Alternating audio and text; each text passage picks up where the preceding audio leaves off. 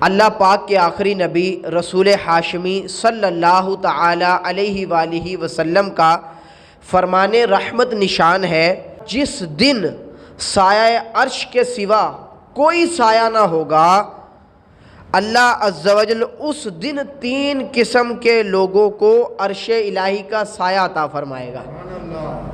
صحابہ کرام علیہم رضوان نے عرض کی، یا رسول اللہ صلی اللہ تعالی علیہ وآلہ وسلم، وہ 3 قسم کے لوگ کون ہیں جن کو عرش کا سایہ ملے گا؟ نبی پاک صلی اللہ تعالی علیہ وآلہ وسلم نے ارشاد فرمایا کہ پہلا شخص وہ ہے جس نے میرے کسی امتی کی پریشانی دور کی ہوگی، اس کو عرش کا سایہ ملے گا۔ سبحان اللہ۔ اور حضور نے ارشاد فرمایا دوسرا شخص وہ ہے جس نے میری سنت کو زندہ کیا، جس نے میری سنت کو زندہ کیا، اللہ عز و جل اس کو عرش کا سایہ عطا فرمائے گا۔ سبحان اللہ۔ اور تیسری بہت ہی زبردست بات نبی پاک صلی اللہ تعالی علیہ وآلہ وسلم نے ارشاد فرمایا، تیسرا وہ شخص جس نے مجھ پر کثرت سے درود پاک پڑھے ہوں گے۔ سبحان اللہ۔ ہر درد کی دوا ہے صلی علی محمد، تعویذ ہر بلا ہے صلی علی محمد، صلو علی الحبیب صلی اللہ تعالی علی محمد صلی اللہ تعالی علیہ وآلہ وسلم۔ اور ایک حدیث پاک میں آیا، نبی پاک صلی اللہ تعالی علیہ وآلہ وسلم نے ارشاد فرمایا، جو شخص جمعہ کے دن 200 بار درود پاک پڑھے، اللہ عز و جل اس کے 200 سال کے گناہ معاف فرما دیتا ہے۔ سبحان اللہ۔ اللہ عز و جل ہمیں کثرت سے درود پاک پڑھنے والا بنا دے۔ صحابی رسول ہیں حضرت سیدنا ابو امامہ باہلی رضی اللہ تعالیٰ عنہ سے یہ حدیث پاک روایت ہے کہ وہ فرماتے ہیں کہ نبی پاک صاحب لولاک صلی اللہ تعالی علیہ وآلہ وسلم نے ارشاد فرمایا، وہ شخص جو سب سے آخر میں جنت میں جائے گا، وہ پل صراط پر پیٹ کے بل گھسٹ رہا ہوگا۔ پل صراط جو بال سے زیادہ باریک اور تلوار سے زیادہ تیز ہوگا، حضور فرما رہے ہیں کہ وہ اس پر جب چلے گا نا پل صراط پر، تو پیٹ کے بل گھسٹ کر چل رہا ہوگا۔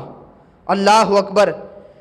حضور نے ارشاد فرمایا، جیسے والد اپنے بیٹے کو مارتا ہے نا، تو بیٹا چھٹکارا پا کر بھاگنے کی کوشش کرتا ہے کہ میں کسی طرح باپ سے بچ جاؤں، تو فرمایا گیا اسی طرح اس شخص کی بھی وہی حالت ہوگی، وہ بھی بھاگ رہا ہوگا، لیکن اب پچھتائے کیا ہوت جب چڑیا چھپ گئی کھیت۔ اب تو کوئی بھاگنے کا راستہ ہی نہیں ہے، اب یہاں پر 2 نمبری چل ہی نہیں سکتی۔ اللہ اکبر۔ تو فرمایا کہ اس کے اعمال اس لائق نہ ہوں گے کہ وہ اسے پل صراط پار کروا دے، اس کے پاس ایسے نیک اعمال نہیں ہوں گے کہ وہ اس کے پل صراط کو کراس کروا سکے، پار کروا سکے۔ اس وقت وہ پریشان ہوگا کہ میں کس طرح پل صراط کراس کروں، میرے پاس تو کوئی نیک اعمال بھی نہیں۔ تو آتا ہے وہ گناہگار جہنم کی پشت پر رکھے، اندھیرے میں ڈوبے ہوئے، تلوار سے تیز اور بال سے باریک پل صراط پر گھسیٹتے ہوئے اپنے رب کریم کو پکارے گا، کیونکہ اس وقت وہی ذات ہے جو سننے والی ذات ہوگی۔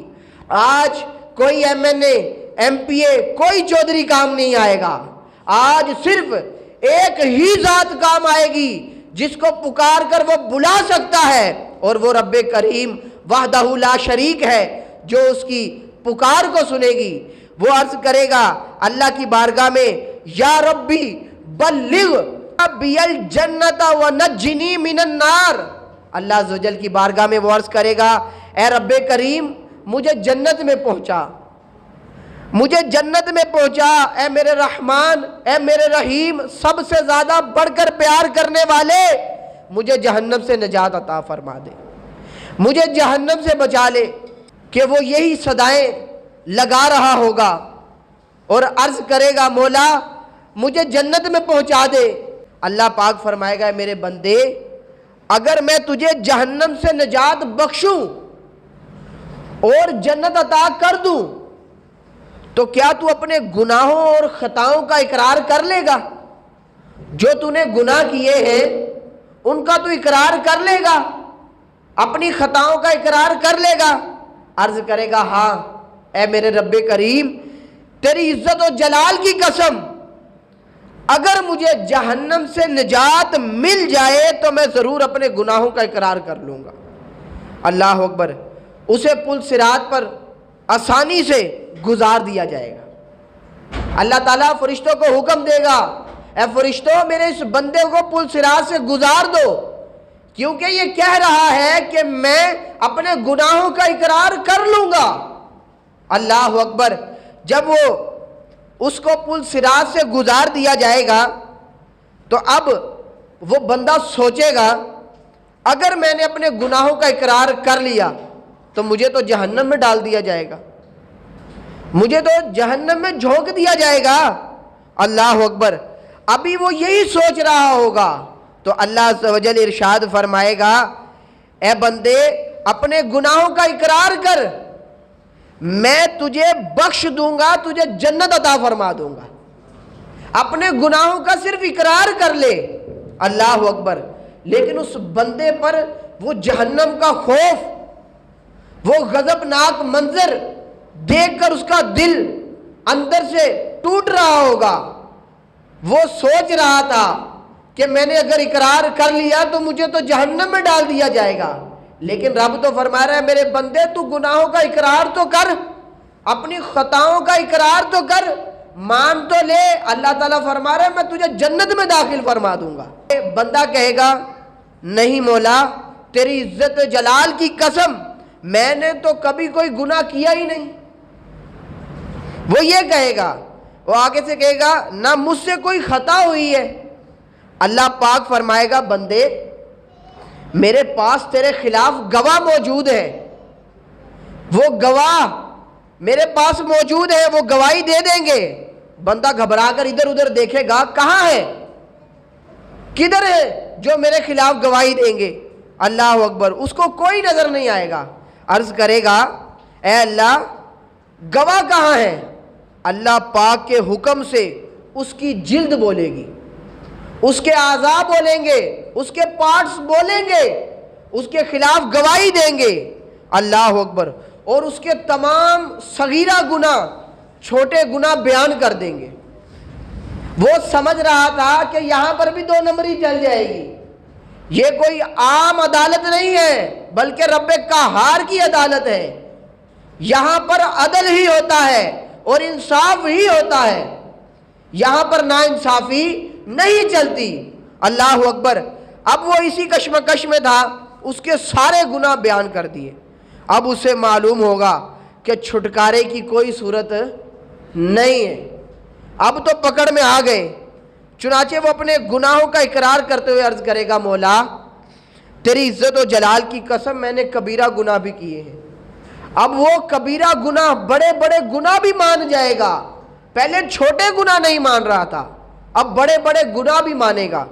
اللہ پاک فرمائے گا میں جانتا ہوں تو سب گناہوں کا اقرار کر، میں تجھے بخش دوں گا، تجھے جنت عطا فرما دوں گا۔ بس بندہ اپنے تمام گناہوں کا اقرار کر لے گا، تب اسے اللہ عز و جل جنت میں داخل فرما دے گا۔ سبحان اللہ۔ رسول اکرم صلی اللہ تعالیٰ علیہ وآلہ وسلم نے پھر ارشاد فرمایا کہ یہ سب سے کم رتبہ جنتی ہوگا، سب سے کم رتبہ جنتی ہوگا، یعنی سب سے آخر میں جنت میں جانے والا یہ شخص ہوگا۔ اللہ اکبر، گناہ گار ہوں میں، لائق جہنم ہوں، کرم سے بخش دے مجھ کو، نہ دے سزا یا رب، برائیوں پہ پشیماں ہوں رحم فرما دے، ہے تیرے قہر پہ حاوی تیری عطا یا رب۔ یا اللہ تیرے غضب پر تیری رحمت غالب ہے، کیونکہ تو نے جب سے سنا دیا ہے سبقت رحمتی علی غضبی، یا اللہ تیری رحمت سے بڑھ کر کوئی چیز نہیں، اگر تو چاہے تو ہمارے سارے گناہ مٹ سکتے ہیں اور ہمیں جنت میں داخلہ مل سکتا ہے۔ اے کاش ہم بھی پیارے اسلامی بھائیوں اپنی آخرت کی فکر کریں کہ دیکھیں آخرت میں ہمیں موقع نہیں ملنا، ادھر ہیلے بہانے دو نمبریاں سب کچھ چل جائیں گی، لیکن آخرت میں کچھ نہیں چلے گا۔ آخرت میں سب نے اپنا اپنا حساب دینا ہے، سب نے پکڑے جانا ہے، جس نے جو کچھ کیا ہوگا وہ سب کچھ سامنے آ جائے گا۔ اللہ اکبر۔ واعظ و نصیحت کی کتابوں میں لکھا ہے روز قیامت ایک شخص کو اس کا نامہ اعمال دیا جائے گا، وہ عرض کرے گا مولا اس میں جو کچھ لکھا ہے میں نے ایسا کیا ہی نہیں۔ ادھر بھی چاہ رہا ہوگا کسی طرح میں سفارش یا کسی طرح بہانے سے بچ جاؤں، تو عرض کرے گا مولا اس میں جو کچھ لکھا ہے میں نے یہ نہیں کیا۔ اللہ اکبر۔ اس پر کرامن کاتبین یعنی اعمال لکھنے والے جو فرشتے ہمارے دائیں اور بائیں جانب بیٹھے ہیں، وہ فرشتے ان کو بلایا جائے گا، ان کو لایا جائے گا۔ بندہ عرض کرے گا مولا یہ فرشتے ہیں، یہ تیرے حکم کے پابند ہیں، میں وہی گواہ قبول کروں گا جو مجھ سے ہوں گے۔ اللہ کی بارگاہ میں یہ کہے گا کہ یہ تو تیرے بندے ہیں، یہ تو تیرے حکم کے پابند ہیں، میں وہ گواہ قبول کروں گا جو میرے ہوں گے، جو خود سے ہوں گے۔ اللہ اکبر۔ دیکھیں رب تبارک و تعالیٰ چاہے تو اپنا عدل کر کے اس کو جہنم میں بھی ڈال سکتا تھا، لیکن اللہ تبارک و تعالیٰ اس کی سفارشات، اس کی معروضات، اس کے عرض وغیرہ قبول فرمائے گا۔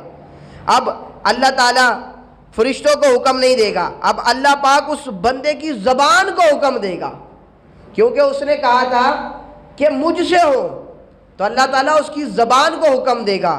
اب وہ زبان اللہ عز و جل کی بارگاہ میں عرض کرے گی کہ مولا اس نے یہ گناہ کیے ہیں اور یہ اس نے نیک اعمال کیے ہیں، سب کچھ وہ زبان کھول کر رکھ دے گی۔ اللہ اکبر۔ اب اللہ پاک اس بندے کو حکم دے گا کہ میری قدرت سے بول، تو جب وہ زبان سارا ماجرا کھول دے گی، تمام اچھے برے سب کچھ بتا دے گی، بندہ پھر عرض کرے گا مولا یہ زبان ہی تو ہے جس نے مجھ سے زیادہ تر گناہ کروائے ہیں، اکثر گناہ کروانے والی یہ زبان ہی ہے جس نے مجھ سے زبان نے گناہ کروائے۔ اللہ اکبر۔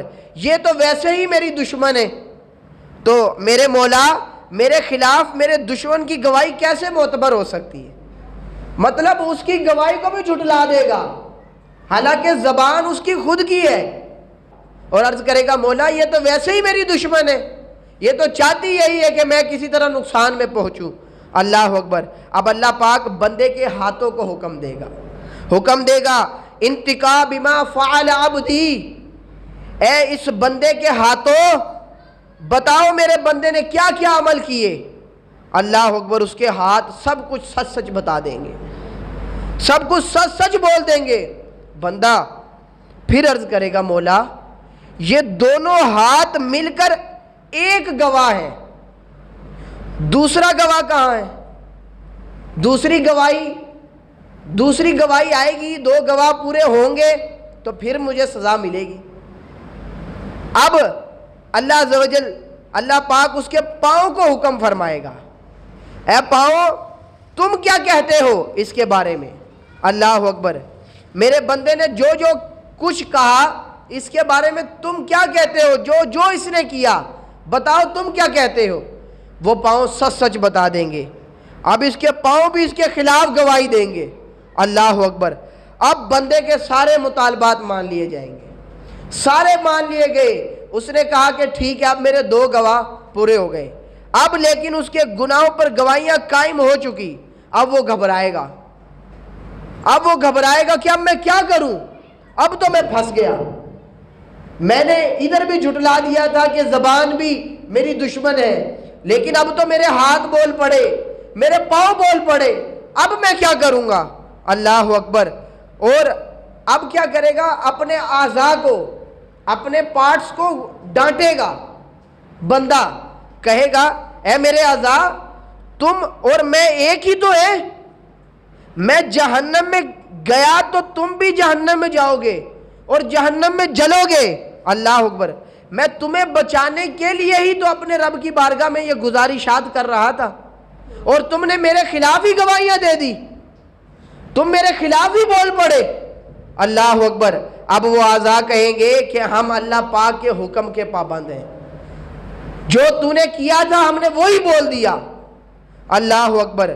اب وہ یہ سب کچھ سننے کے بعد اب کچھ طاقت نہیں رکھتا ہوگا. اب تو یہ بندہ شرمندہ ہو جائے گا, اب وہ بندہ شرمندہ ہوگا, اب اس کے پاس نجات کی کوئی راہ نہیں باقی رہے گی. اللہ اکبر. اب اللہ عز و جل فرشتوں کو حکم دے گا, فرشتوں اسے ہانک کر جہنم میں ڈال دو. اللہ اکبر. اب وہ بندہ عرض کرے گا, اے رب کریم تو ارحم الراحمین ہے, سب سے زیادہ رحم کرنے والا ہی تو ہے. اللہ اکبر. مجھ گناہگار پر تیری رحمت کب برسے گی, کب ہوگی؟ بندہ پھر بھی دیکھے رب کی بارگاہ میں آخر میں عرض کرے گا. اللہ پاک فرمائے گا میری رحمت ماننے والوں کے لیے, میری رحمت ماننے والوں کے لیے, اور تو اپنے گناہوں کا اعتراف کر تجھے رحمت نصیب ہو جائے گی.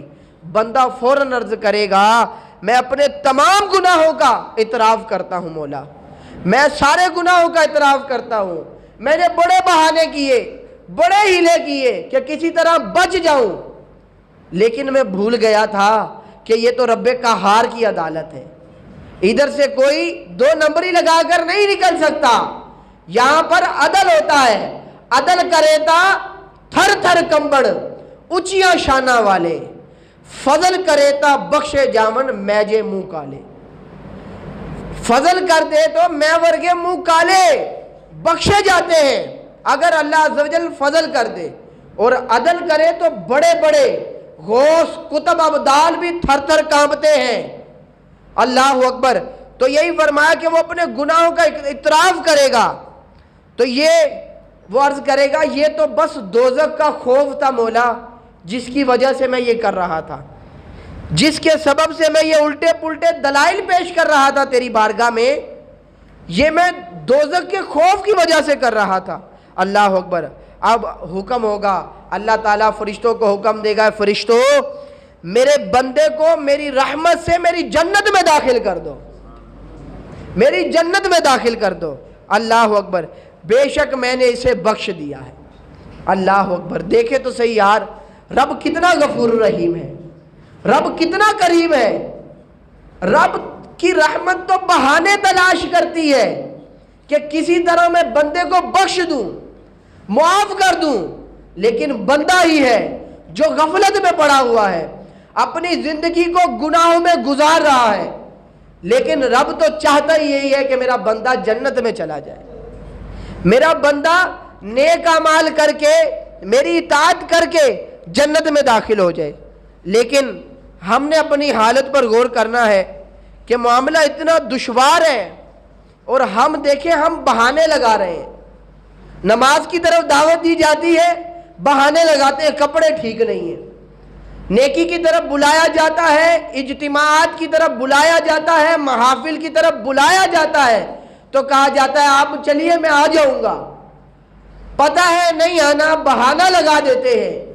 لیکن سوچئے کہ آج تو ہم غفلت کر جاتے ہیں, آج سستی کر لیتے ہیں, لیکن بروز محشر ہم کیا کریں گے؟ اس وقت کی رسوائی سے بہتر ہے کہ آج ہم اپنے آپ کو بدل لیں, آج ہم اپنے آپ کو ٹھیک کر لیں, تو انشاءاللہ دنیا میں بھی بیڑا پار ہو جائے گا اور آخرت میں بھی بیڑا پار ہو جائے گا. امام حسن بصری رحمۃ اللہ تعالیٰ علیہ حضرت علی رضی اللہ تعالیٰ عنہ کے شاگرد ہیں. آپ فرماتے ہیں تعجب اس بات پر نہیں کہ ہلاک ہونے والا ہلاک کیسے ہوا, تعجب تو اس بات پر ہے کہ نجات پانے والا نجات کیسے پا گیا, اللہ تعالیٰ نے کیسے اس کو نجات بخش دی. حالانکہ وہ تو جہنم کے گہرائیوں میں جانے والا تھا, وہ تو جہنم کا حقدار تھا, لیکن میرے اللہ عز و جل کی رحمت نے اس کو ڈھانپ لیا اور اس کو جنت میں داخل فرما دیا. ہم دنیا میں تو آ گئے ہیں, اب نجات کیسے ہوگی ذرا تصور تو باندھیے. وہ دن بھی ذرا یاد کریں کہ جب اسرافیل علیہ السلام سور پھونکیں گے اور ساری قبروں سے مردے اٹھ جائیں گے, اور سب وہ بروز محشر حساب دیں گے, جب زمین تانبے کی ہوگی اور سورج سوا نیزے پر آگ برسا رہا ہوگا، اس وقت کا عالم ذرا اپنے ذہن میں لے کر آئیں، ذرا تصور کریں کہ اس وقت کیا حالت ہوگی۔ اور روایات میں آتا ہے کہ نہ ماں اپنے بیٹے کی ہوگی، نہ باپ بیٹے کا ہوگا، نہ ماں اپنے بیٹے کو نیکی دے گی اور نہ باپ اپنے بیٹے کو نیکی دے گا، اور نہ ہی بیٹا اپنے باپ اور ماں کو نیکی دے گا۔ ایک ایک نیکی کے لیے لوگ اس وقت ترس رہے ہوں گے۔ آج کہا جاتا ہے کہ یہ کام کر لو، اتنی نیکیاں ہیں، لیکن نظر نہیں آتی نا، کیونکہ ہم دیکھنے والی چیز پر متاثر ہوتے ہیں۔ اگر کہا جائے کہ بھائی 5 نمازیں پڑھو، ایک دن کے تمہیں 25,000 ملیں گے، تو دیکھیں مسجد میں جگہ نہیں ملے گی، ایسی ہے جی، مسجد میں جگہ نہیں ملے گی۔ لیکن میرے رب نے ارشاد فرمایا ہے کہ نماز جنت کی کنجی ہے، نماز جنت کی چابی ہے، لیکن وہ چابی نظر نہیں نہ آ رہی، اسی لیے بندہ نماز کی طرف، نیکیوں کی طرف رخ ہی نہیں کر رہا۔ ارے رب نے قرآن میں سورہ بقرہ کے اندر ارشاد فرمایا الذین یؤمنون بالغیب ویقیمون الصلاۃ ومما رزقناہم ينفقون۔ اللہ عز و جل نے ارشاد فرمایا وہ لوگ جو غیب پر ایمان لاتے ہیں، بن دیکھے ایمان لاتے ہیں، دیکھ کر نہیں، بغیر دیکھے، جس طرح ہم نے مان لیا کہ اللہ عز و جل ہے، اور بغیر دیکھے ہم نے مان لیا کہ نبی پاک صلی اللہ تعالیٰ علیہ وآلہ وسلم ہمارے نبی ہے، ہم نے مانا، ہم نے حضور کو دیکھا نہیں لیکن ہم مان گئے۔ تو لہذا قرآن میں تو مومنین کی شان یہ بیان ہوئی ہے کہ وہ بغیر دیکھے ایمان لاتے ہیں، اور ہم دیکھے بغیر تب تک کوئی کام ہی نہیں کرتے۔ تو پیارے بھائیوں، مومن کی شان تو یہ بیان ہوئی ہے الذین یؤمنون بالغیب، اور فرمایا ویقیمون الصلاۃ، اور نماز کو قائم کرتے ہیں، ومما رزقناہم ينفقون، اللہ عز و جل نے ارشاد فرمایا اور ہمارے دیے ہوئے رزق میں سے، اللہ عز و جل نے ارشاد فرمایا ہمارے دیے ہوئے رزق میں سے وہ خرچ کرتے ہیں۔ تو رب نے ہی رزق دیا ہے، سب کچھ دیا ہے، لیکن بندہ ہے کہ صرف جب تک اس کو دکھا نہ دیا جائے کام نہیں کرتا۔ لیکن مومن کی شان تو یہ بیان ہوئی ہے کہ وہ بغیر دیکھے ایمان لاتا ہے۔ تو پیارے بھائیوں، ہمیں بھی یہ سوچنا ہے کہ ہم اپنی زندگی کو غفلت میں تو گزار رہے ہیں، لیکن ہم نے آخرت میں اس کا جواب دینا ہے، اور ہم کس منہ سے جواب دیں گے رب کی بارگاہ میں؟ اللہ اکبر۔ پیارے اسلامی بھائیوں، ہمیں چاہیے کہ ہم روز قیامت جو سوالات ہونے ہیں ان کے جوابات کی تیاری کریں۔ اور آپ کو پتہ ہے سب سے پہلے قبر کے اندر کس چیز کا سوال ہوگا؟ کیا تیاری نماز کی؟ صرف ہم اپنے کل کا ہی جائزہ لے لیں، کل کا محاسبہ کر لیں، کیا ہم نے کل 5 نمازیں با جماعت نماز پڑھی ہے، یا 5 نمازیں ہم نے پڑھی ہیں؟ اپنے آپ کو جواب خود دے لیں۔ میں آپ سے ہاتھ نہیں اٹھوانا چاہ رہا، لیکن اپنی حالت پر ہم غور کریں کہ ہم اپنی حالت پر غور کریں تو واقعی ہم بروز محشر شرمندگی کا سامنا کرنا پڑے گا۔ اگر ہم ابھی ٹھیک نہ ہوئے، پیسے اور مال اور جائیداد کے پیچھے دوڑتے رہے، بھاگتے رہے، اور پیسے کے پیچھے ہی اپنا سارا وقت ضائع کر دیا، تو آخرت میں کیا جواب دیں گے؟ بندے، تجھے میں نے اس لیے پیدا کیا تھا کہ تو سارا دن ساری رات پیسوں کے پیچھے گزار دے، بلکہ تجھے میں نے مقصد دیا تھا جینے کے لیے، وما خلقت الجن والانس الا لیعبدون، کہ میں نے انسان اور جن کو اس لیے پیدا کیا ہے تاکہ وہ میری عبادت کرے۔ میں نے تمہیں پیسوں کے لیے پیدا نہیں کیا تھا کہ ساری زندگی تم اس میں گزار دو، تمہیں تو پیدا اس لیے کیا تھا، مقصد میرا یہ تھا کہ تم میری عبادت کرتے، لیکن تم نے ساری زندگی اپنی غفلت میں گزار دی، تو اس وقت ہم کیا جواب دیں گے؟ تو لہذا یہ دنیا دار العمل ہے، اور آخرت دار الجزا ہے. جو آپ ادھر بوئیں گے تو آپ وہی بعد میں کاٹیں گے بھی, وہی بعد میں آپ کو پھل ملے گا بھی. لیکن ہم دیکھ لیں کہ ہم کیا بو رہے ہیں. گناہ بو کے ہم نے اپنی ساری زندگی برباد کر دی, غفلت میں زندگی گزار دی. رب کی بارگاہ میں جھکنے میں ہم نے شرم محسوس کی, نماز پڑھنے کے لیے نہ آ سکے, نیکیاں کرنے کے لیے نہ آ سکے. زکوٰۃ کا کہا گیا تو ماتھے پہ بل آ گیا, روزہ رکھنے کے لیے کہا گیا تو بہانے تلاش کر لیے, حج کرنے کے لیے کہا گیا تو کہا مصروفیات بہت ہیں. استطاعت ہے لیکن مصروفیات بہت ہیں. یہ کہہ کر وقت ٹال دیا تو آخرت میں کیا بنے گا؟ کیا جواب دیں گے مالک کو کہ یا اللہ ٹائم نہیں لگا, وقت نہیں ملا؟ تو اللہ عز و جل بھی پھر فرشتوں کو حکم دے دے گا, اور آپ سمجھتے ہیں کہ وہ حکم کیا ہوگا. تو پیارے بھائیوں, ابھی بھی موقع ہے, ابھی بھی توبہ کا دروازہ کھلا ہے. ابھی بھی مغرب سے سورج نہیں نکل رہا, ارے مشرق سے نکل رہا ہے. ابھی بھی توبہ کر لو. اور آتا ہے التائب من الذنب کمن لا ذنب له. نبی پاک صلی اللہ تعالیٰ علیہ وآلہ وسلم نے ارشاد فرمایا, گناہ سے توبہ کرنے والا ایسا ہے کہ جیسے اس نے گناہ کیا ہی نہیں. گناہ سے توبہ کرنے والا ایسا ہے جیسے اس نے گناہ کیا ہی نہیں. یار رب تو چاہتا یہ ہے کہ میں بندے کو معاف کر دوں, لیکن بندہ ہی ہے جو غفلت میں پڑا ہوا ہے, اپنے رب کو بھولا ہوا ہے. تو پیارے بھائیوں, ابھی بھی وقت ہے کہ ہم اپنی زندگی سنوار لیں, ورنہ آخرت میں ہمارا حشر اچھا نہ ہوگا. اللہ اکبر. اللہ عز و جل ہمیں آخرت کی تیاری کرنے کی توفیق عطا فرمائے. پیارے اسلامی بھائیوں, ہمارے لیے صرف اتنا ہی کافی ہے. ہم گناہ تو کر رہے ہیں لیکن ہمارے لیے اتنا ہی کافی ہے کہ میرا اللہ مجھے دیکھ رہا ہے. اگر صرف یہ عقیدہ ذہن میں بیٹھ جائے, یہ بات دل میں گر کر جائے کہ میرا رب مجھے دیکھ رہا ہے, تو بندے کے لیے اتنا ہی کافی ہے کہ وہ اپنے گناہوں سے معافی مانگ لے. بندے کے لیے اتنا ہی کافی ہے کہ وہ گناہوں سے بچ سکتا ہے. علماء فرماتے ہیں کہ روز قیامت لوگوں پر 6 چیزیں گواہ ہوں گی. پہلی چیز ارشاد فرمائی, علماء نے فرمایا زمین. سب سے پہلی گواہ کیا چیز ہے جی؟ زمین اس کی گواہ ہوگی.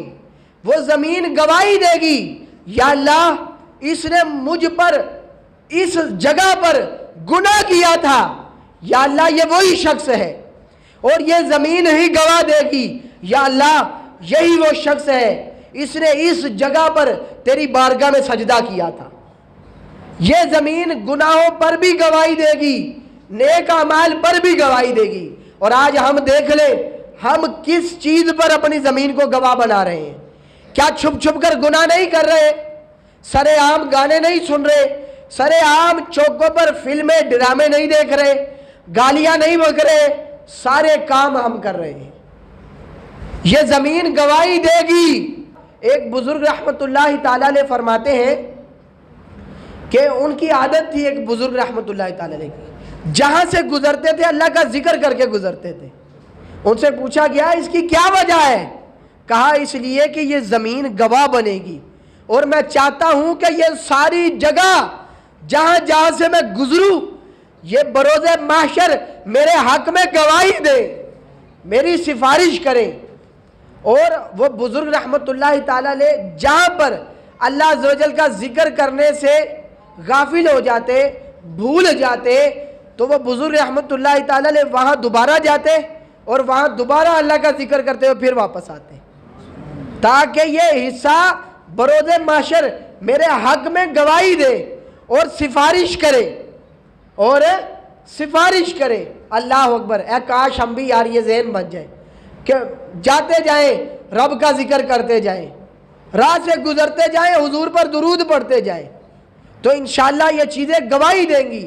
اور دوسرا اور تیسرا ارشاد فرمایا دن اور رات, یہ دن اور رات بھی گواہی دیں گی, یا اللہ اس نے دن میں سارا وقت غفلت میں گزار دیا, گناہوں میں گزار دیا, یہ سب کچھ اگل دیں گے، اور آتا ہے کہ یہ دن ہی گواہی دے گا، یا اللہ اس نے سارا دن ہی تیری عبادت میں گزار دیا، تیرے نیک لوگوں کی مدد کرنے میں گزار دیا، تیرے بندوں کی مدد کرنے میں گزار دیا۔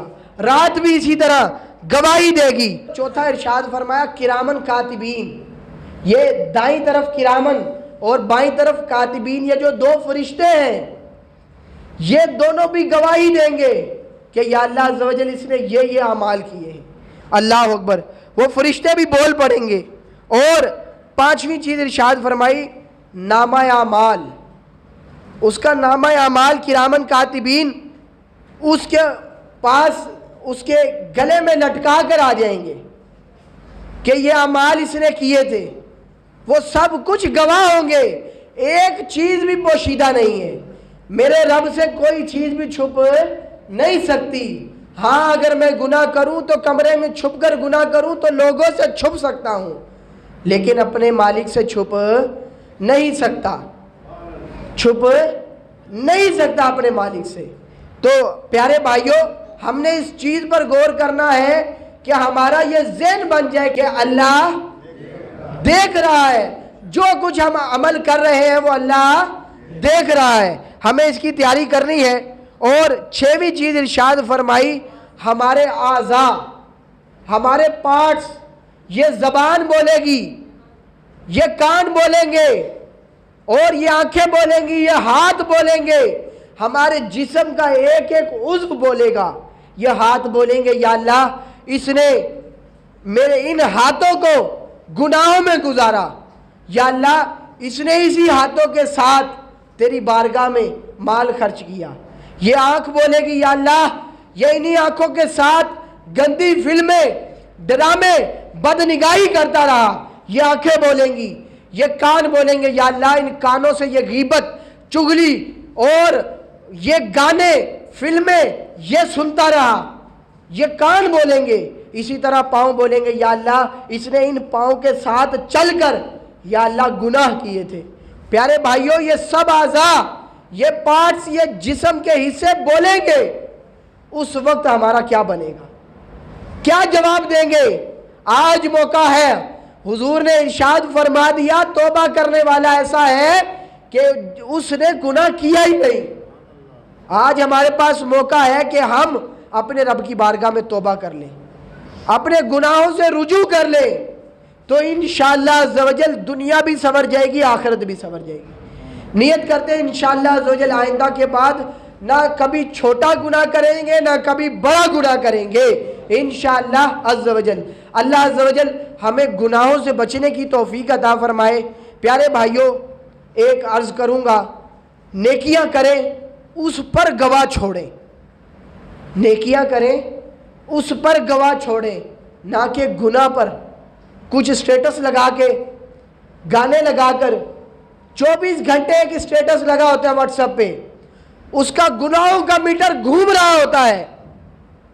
24 گھنٹے میں اس کو ہر سیکنڈ پر، ہر منٹ پر اس کو گناہ مل رہا ہوتا ہے۔ اگر وہ اسی جگہ کوئی نعت لگا دے، کسی عاشق رسول عالم دین کا بیان لگا دے، 24 گھنٹے اس کا نیکیوں کا میٹر چلتا رہے گا۔ اگر وہ کوئی ایک پوسٹ گناہ والی کر رہا ہے، جب تک وہ سوشل میڈیا پر رہے گی اس کو گناہ ملتا رہے گا۔ اور یہ یاد رکھے، بندہ تو مر جائے گا لیکن سوشل میڈیا پر جو آپ نے اپنے پیج پر، آپ نے اپنے واٹس ایپ کے اسٹیٹس پر، آپ نے یوٹیوب پر، کہیں پر بھی اگر وہ چیز لگا دی تو جب تک وہ ادھر موجود رہے گی آپ کو گناہ ملتا رہے گا، اور جب تک لوگ دیکھتے رہیں گے آپ کو گناہ ملتا رہے گا۔ اور یہ یاد رکھیے گا کہ جو عاشق رسول بیانات چڑھاتے ہیں، نعت اپلوڈ کرتے ہیں، بیان اپلوڈ کرتے ہیں، اللہ کا ذکر اپلوڈ کرتے ہیں، لوگوں تک پہنچاتے ہیں، ان کا نیکیوں کا میٹر چلتا رہتا ہے، اور جو گناہ کی بات آگے تک پہنچاتے ہیں ان کا گناہوں کا میٹر چلتا رہتا ہے۔ اور یہ یاد رکھیے گا، جس نے یہ کام شروع کیا ہوگا، جو لوگ دیکھیں گے ان سب کا گناہ اس کو ملے گا، لیکن وہ لوگ بھی بری ذمہ نہیں ہوں گے، ان کو بھی اس چیز کا گناہ ملے گا۔ تو ہم نے اس چیز کو مد نظر رکھنا ہے دیکھنا ہے کہ ہم اپنی زندگی کو کس طرح گزار رہے ہیں. اپنا سٹیٹس کا مطلب ہی کیا ہوتا ہے؟ اوقات. بندے کی اوقات کیا ہے؟ اور بندہ سٹیٹس لگا کے ایک برہنہ عورت کو لگا کر سٹیٹس پر فیس بک پہ یوٹیوب پہ پھینک دیتا ہے. اپنی اوقات بتا رہا ہوتا ہے کہ میری اوقات یہ ہے. اور جو عاشق رسول ہوتا ہے وہ حضور کی نعتیں لگا کے بتا رہا ہوتا ہے میری اوقات یہ ہے. میری اوقات یہ ہے کہ میں غلام مصطفیٰ ہوں. میری اوقات یہ ہے کہ میں صحابہ کا گدا ہوں. میری اوقات یہ ہے کہ میں اہل بیت کا گدا ہوں. میری اوقات یہ ہے کہ میں اولیاء کرام کا گدا ہوں. وہ یہ بتا رہا ہوتا ہے. اب ہم اپنی حالت پر غور کر لیں.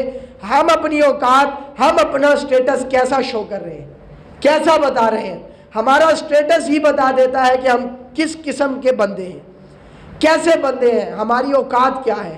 اللہ عز و جل ہمیں بالخصوص سوشل میڈیا کا بھی اچھا استعمال کرنے کی توفیق عطا فرمائے. پیارے اسلامی بھائیوں، اپنا کردار اچھا کریں.